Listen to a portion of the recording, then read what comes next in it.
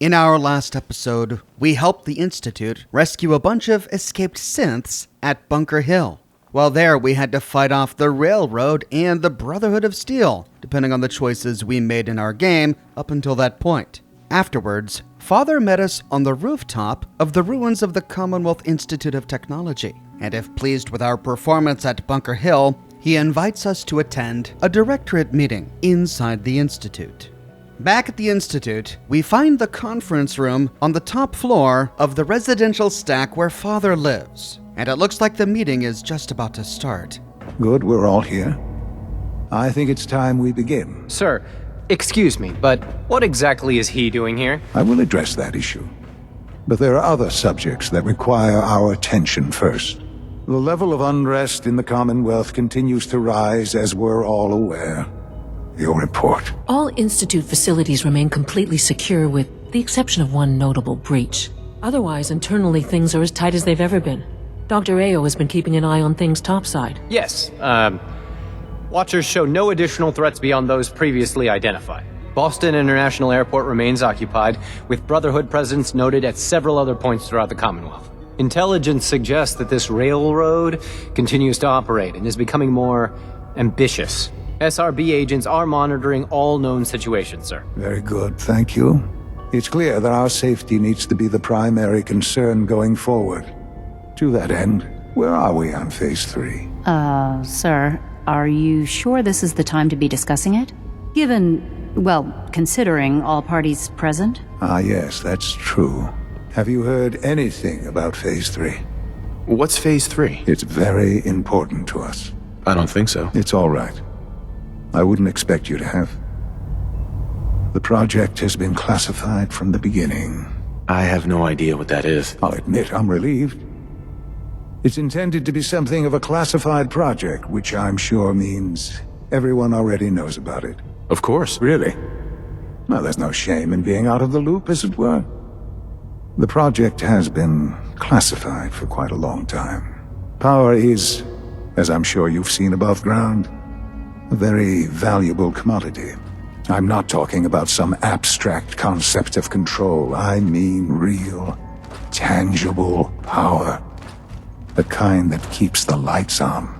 With every advance the Institute makes, our need for raw power increases. Many compromises and sacrifices have been made over the years to allow progress to continue. What kind of compromises? We have at times had to rely on drawing power from above-ground installations.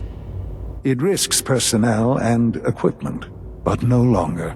Right. Such hard times down here. I would never disagree that life in the Institute is better than above ground. We have done much to ensure it. Now, we take things even further. Compromises for the weak. That is one perspective, yes. But I think we can agree that going forward, no one can consider us weak. In this world, I'm sure compromise is necessary. Quite right. For far too long, we've been dependent on others. On our surroundings. That time is over. Phase 3 is simply the activation of a nuclear reactor that can provide enough power to the Institute now and forever. It will ensure not just our survival, but our prosperity.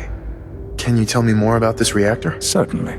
It was originally built for the Commonwealth Institute of Technology before the war, but was only for testing. Over the years, we've advanced the technology, made a great many improvements, and are finally nearly ready to activate it. I'm not sure what this means. You'll see in time. I promise you that. Nuclear power? That's a disaster waiting to happen. Not in our hands. I assure you this is the answer. This is the future. Sounds like an important step. That's an understatement. The reactor is close to ready, but recent tests have determined we have a few tasks ahead of us. Thus, we come to Phase 3, and to how you will help. Sir. Yes, Dr. Ao. Previously, we would rely on Kellogg for above-ground operations, yes? Well, he is gone. While I'm not overly fond of putting my own father in harm's way, He has proven more than capable of handling himself. Yes, but This is not a matter for debate. Now, there is one more subject that requires discussion. I don't know that this is the time. Dr. Holdren, it is time. Please. As I'm sure several of you are already aware, I have been under Dr. Volkert's care for some time. I'm sorry, this is difficult for me. Our best efforts have failed. Every experimental treatment we could devise has been unsuccessful. I'm sorry to say I am dying. What? can't be Please, serious. everyone, please. I am sorry. This is not how I wanted to tell you, but we're running out of time. I hope you're not too overwhelmed. You're dying? I'm afraid so. A very aggressive form of cancer. Believe me when I say we've done everything we can. Why would you joke about this? It isn't funny. Were it a joke, I'd agree it's in poor form. But I'm afraid it's not. This can't be happening. I only just found you. I've had the same thoughts more than a few times. But we cannot let this stop us. Our work must continue. There must be something we can do to help you. The only thing that matters now is continuing the Institute's work. It will be all right. I assure you, we can talk more later. Right now, the future of the Institute is at stake. The Institute cannot survive without leadership. The Directorate must continue to govern with the best interest of all in mind. To that end, I am naming my father as my successor. Oh, boy. You can't be serious! Really? Seems a poor choice. How can you possibly justify this? He isn't one of us. He isn't even a scientist. Ignoring your borderline, insubordinate tone, I will simply say this. The Institute has enough scientists. What it needs is a leader. I believe my father has already proven himself more than capable in that regard. This will conclude this meeting. Thank you. Sean is dying of cancer? But this explains that terminal entry we saw on Dean Volkert's terminal.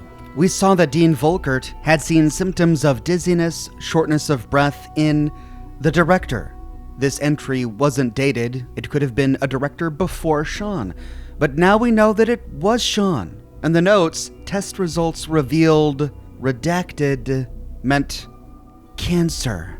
Volkert discovered that father had cancer, and they can't cure it. And it explains the medical bed we found in father's room, with the oxygen tanks on wheels. At night, in the privacy of his room, he is attended to by doctors. He breathes supported by oxygen. He's gonna die. We just found Sean, and he's gonna die. How much longer does he have? I had no idea. I know this is... well, it's a lot to take in at once. I'm sorry, Father. I hope it wasn't too presumptuous of me to put you in charge without even asking first. What would it mean to be in charge? Most divisions of the Institute are fairly autonomous, perfectly capable of functioning without intervention. Where those divisions interact, however, problems can arise. You'd lead the Directorate in setting policy, resolving disputes, and the like. I don't know if I'm right for this. Well, I clearly have faith in you. Sean. I don't want to run this place. Are you so sure? You seem to have a natural talent for leading by example, getting things done. This will suit you. And I think we can both agree the Institute will need the guidance. I can do the job. Of course you can. That's why I made the decision. There's no question that some of the Directorate and the Institute at large will need reassurances about your appointment. That's why I'd like you to take charge of this latest operation. Dr. Fillmore can fill you in on the details. There are hard decisions ahead for all of us, but for you especially. I know that you'll do the right thing. With that, we complete the quest, Mankind Redefined. We start the quest, Mass Fusion. Speak with Allie Fillmore. And if we had not completed it yet, we fail the quest, Tradecraft. which means that at this point in the game, if we aren't allied with the Railroad, we never can be. We are not kill on sight with them yet, but we can no longer join their faction. Now we know why Father practically laughed at us if we said that there had better be a reward after completing Bunker Hill. There better be something in this for me. I assure you, this operation will have very significant results in your favor. His reward was to make us director of the Institute. Us, a vault dweller, a 20-something-year-old military grunt. Well, 220-something-year-old if we're actually counting the years, but in terms of moments conscious, Nate is a young adult, certainly younger than any of the other members of the Directorate. And every single person at that Directorate meeting was second-guessing Father after everything he said. What exactly is he doing here? Sir, are you sure this is the time to be discussing it? I don't know that this is the time. Oh, boy. You can't be serious! Really? Seems a poor choice. Nobody felt that Nate should have been there. No one thinks that Nate should become the next director. Only Father does. And he's getting his way. His reprimand of Justin Io was all we needed to hear. Yes, but This is not a matter for debate. The Directorate is not a voting council. The top minds of the Institute aren't getting together to make decisions as a whole, as a body. No, the Institute is a scientific autocracy led by one person, and that person has absolute control. If you disagree with the Director, you are being insubordinate.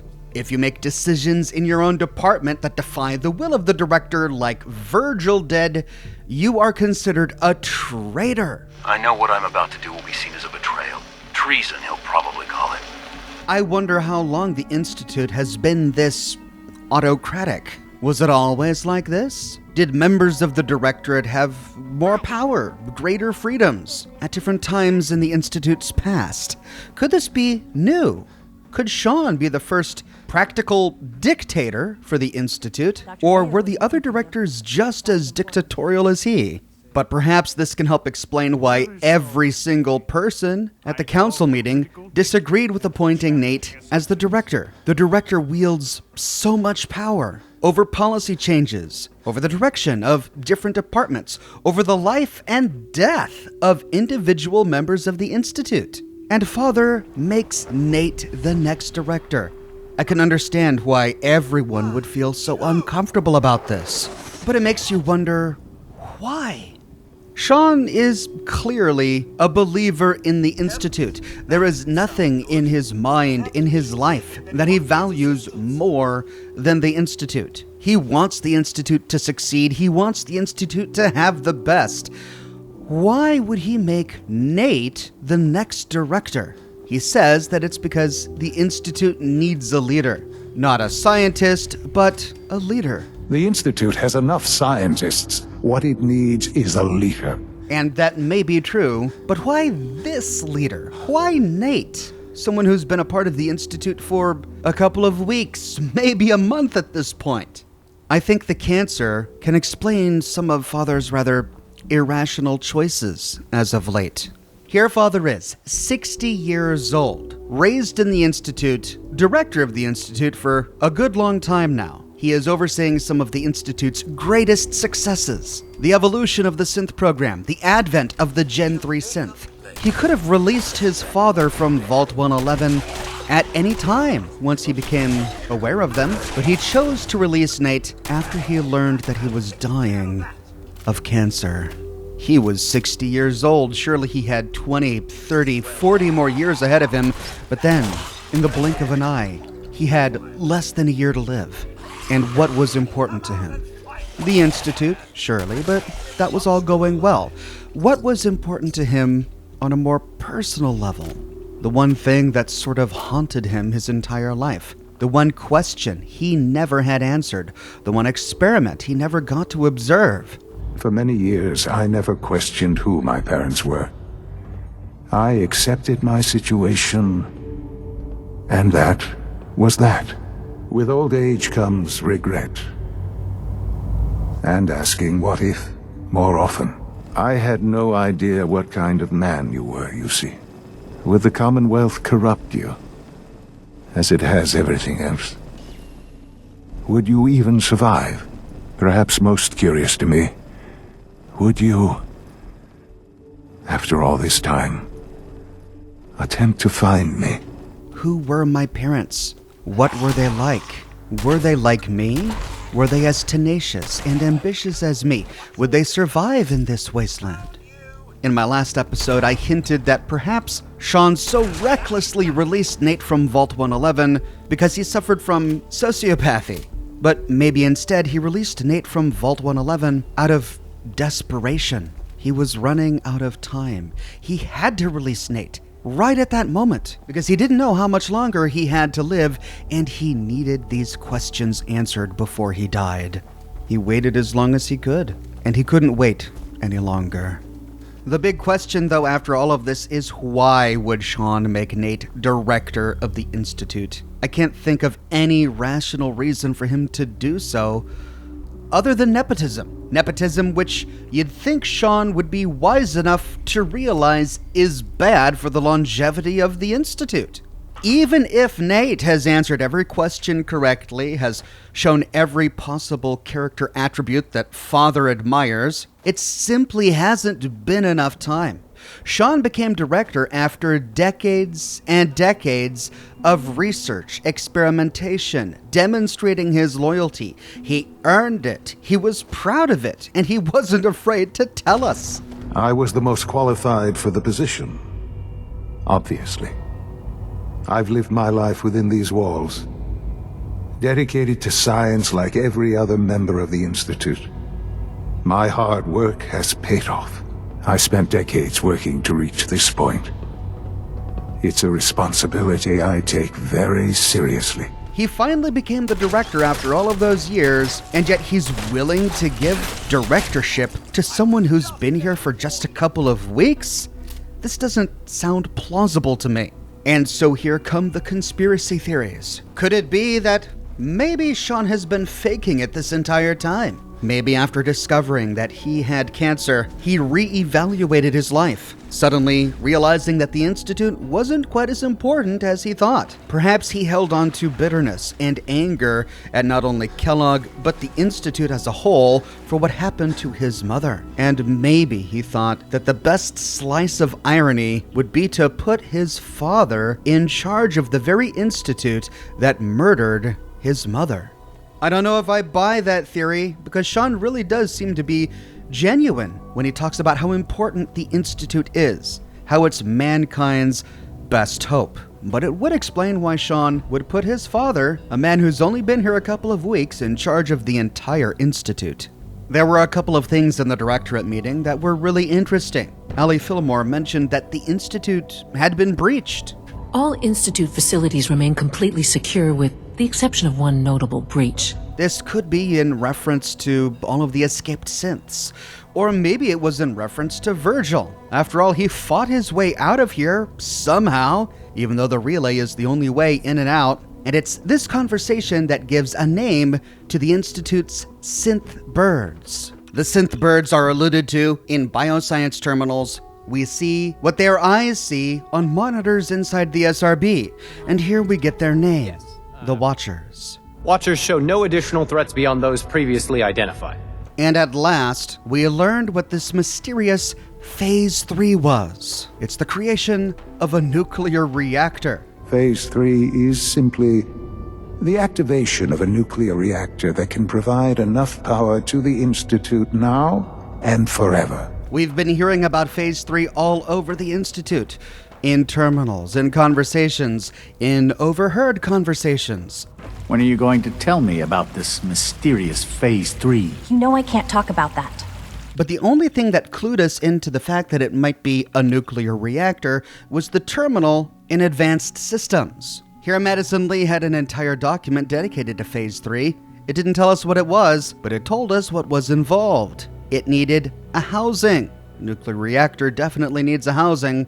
It had exhaust couplings and a magnetic confinement field. But Nate's right when he expresses concern over having a giant nuclear reactor underground inside the Institute where so many scientists and civilians live, sleep, work, eat, and play. Nuclear power? That's a disaster waiting to happen. Not in our hands. Yeah, but what happens if it gets in someone else's hands, Sean? I mean, sure, the Institute has been safe underground for over 200 years, but Nate just infiltrated it. What if somebody else infiltrates the Institute and does something to your reactor? Surprised Sean didn't think about that. But maybe he's got a contingency plan in place. At any rate, Sean said that he wants us to take charge of this latest operation. It has something to do with the nuclear reactor, and to find out more, we need to talk with Allie Fillmore. But after completing this quest, a slew of new opportunities open up to us in the Institute. Understandably, we're Father's successor. Everyone's gonna want to get on Nate's good side. Before going to Allie Fillmore, we'll check in with the other scientists here in the Institute, see what other tasks they have for us. I update this series with a brand new episode every single week, so if you don't want to miss the next episode, be sure to subscribe and to click that bell notification button. If you have already but you still feel like you're missing out on YouTube notifications, consider following me on Twitter at Oxhorn. I update Twitter manually with every new piece of content that I publish. I've got a shirt shop with completely unique designs that you can't find anywhere else. My designs come on shirts in a variety of men's, women's, and children's sizes and in a wide array of colors. You can find them on other products as well, like smartphone cases, pillows, posters, mugs, stickers, prints, etc. So if interested, you can find a link to my shop in the description below, or you can click here. If you want to support me in another way, consider sending me a super thanks on this video. The Super Thanks button is directly underneath this video. Super Thanks is a great way to support this series directly. I see each and every one of them, and I deeply appreciate them. You can always support me on Patreon or become a member here on YouTube.